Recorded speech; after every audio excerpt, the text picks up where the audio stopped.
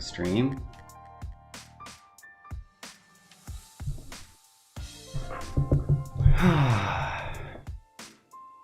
How's everyone doing? How's everyone doing today? I'm so glad that I got approved for like the instant emotes. Isn't that nice? I was able to just literally switch it. Everything is awesome. Let's not go that far. So that is a bit of a callback, and it doesn't quite fit. There needs to be like an everything is fine version of that song. I bet someone's made one, honestly. It wouldn't surprise me. So a little bit about my night last night. Fell asleep to watching the most boring congressional proceedings I've ever seen in my life. Honestly angry that I felt compelled to watch them at all. I get why, you know, C-SPAN is such a dead channel half the time. There's just so much boring parliamentary crap.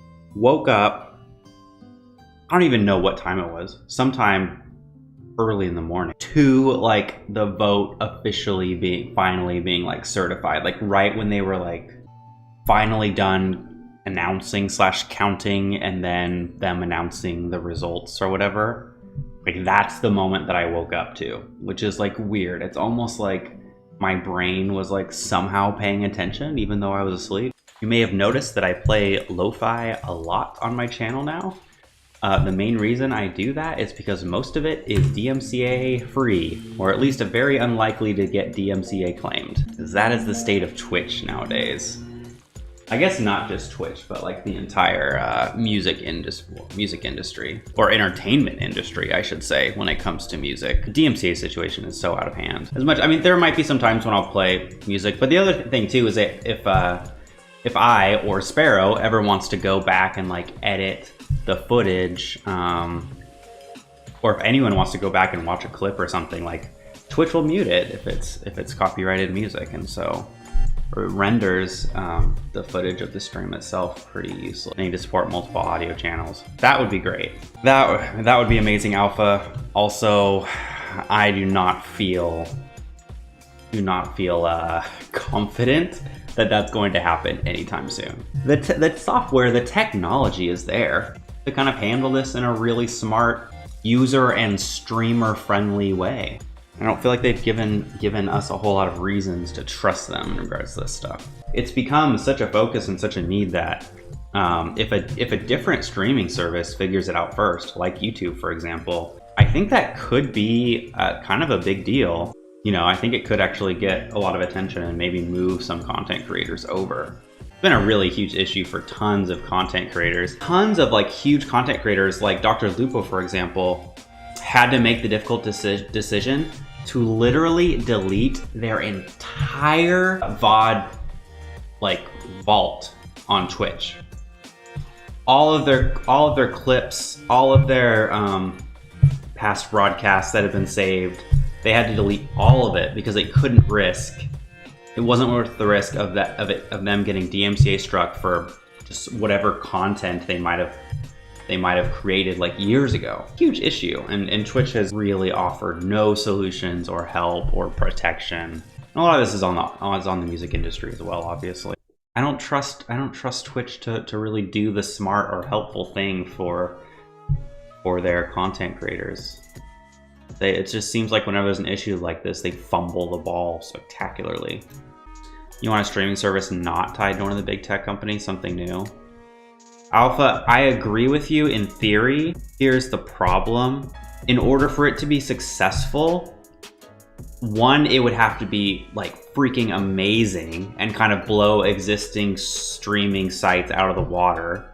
Two, it would have to have a ton of startup money because they would probably have to buy top streamers to make the switch, essentially, right? Like Mixer tried to do. Otherwise, like I can't see a streaming service, a new kind of like smaller company built streaming service being successful in like the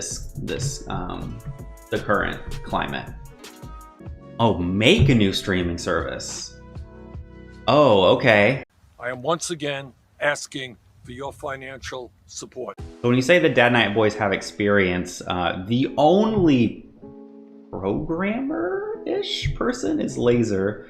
And I don't know if he's got experience creating, but I'll tell him. I'll pass this along, Tuggy. I'll tell him. I mean, yeah, if we're talking about like some kind of bare bones streaming service, I'm sure that's not the most complicated thing in the world to launch. What would need to happen though for a new streaming service that would actually be competitive is that it would have to be kind of revolutionary almost in some way. Either the way it worked or the features it offered would have to be really fresh. I'm trying to think of like what kind of big new features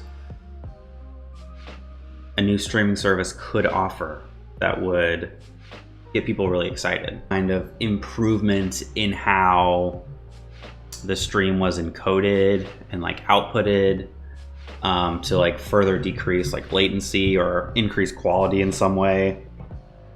You know, that could be appealing in and of itself. Better revenue sharing, that's a great one. Multiple audio tracks, yeah. Because again, like for this to be successful, it really has to stand out in some way, in some appealing way. And I think it's almost hard to kind of imagine what that would be, right? Because like I'll admit, like the first place that my mind goes is like, okay, how can we monetize emotes differently? Which even like the premise of that is based on how Twitch basically monetizes. Like one of the main draws for people to pay to subscribe on Twitch is for access to emotes. And so even the way I'm thinking about like how to change things, I'm still thinking on Twitch's terms. Emotes should be another thing changed. 2 or 3 basic emotes for small streamers should be way more. Oh, there should be way more emotes. Yeah, I mean, as a small streamer, that obviously appeals to me. I would love to be able to give you all way more emotes to play around with. But I see an argument against that. If small streamers are able to put out way more emotes, then the whole like emote ecosystem kind of gets flooded. And it's a lot harder to regulate all of that stuff as well. Right, to make sure that they're appropriate emotes. I think there are 2 reasons why they limit emotes. One, it obviously gives streamers something to chase. And their communities, right? And so it encourages this, it creates this sense of progression that is appealing and like that can be rewarding for streamers and their communities to achieve. Which obviously is going to keep people plugged into the platform, like, right, and coming back to it. And then I think the other reason they limit emotes is to just exercise some control of like the emote ecosystem, I guess, if you will, to keep it from being flooded, to keep it a little bit more regulated. Which there's an argument for that. Find a way to make group streaming easier and more enjoyable to watch. That is true. I think Mixer was ahead of the game on that compared to Twitch. Because you could, they had, I don't remember what they called it, co-streaming or something. Like they had something like that where you could, it was a like built-in feature and setting where it actually combined the chats, I think, as well. And so that's been done. Twitch is just behind the times when it comes to that. Speaking of which, I know I have bemoaned my incredibly old, outdated graphics card a number of times now.